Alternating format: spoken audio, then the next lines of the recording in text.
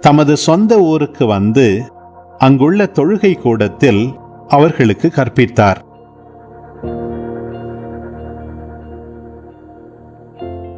அதை கேட்டவர்கள் வியப்பில் ஆழ்ந்தார்கள்.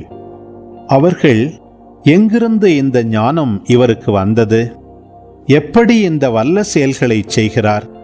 இவர் தச்சருடைய மகன் அல்லவா? இவருடைய தாய் மரியா என்பவர்தானே? யாக்கோபு, யோசேப்பு, சீமோன், யூதா ஆகியோர் இவருடைய சகோதரர் அல்லவா?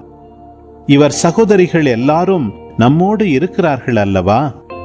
பின் இவருக்கு இவையெல்லாம் எங்கிருந்து வந்தன என்றார்கள். இவ்வாறு அவரை ஏற்றுக்கொள்ள அவர்கள் தயங்கினார்கள்.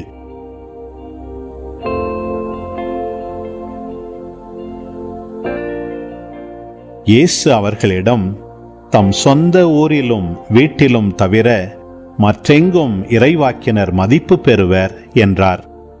அவர்களுக்கு நம்பிக்கை இல்லாததால் அவர் அங்கு பல வல்ல செயல்களை செய்யவில்லை.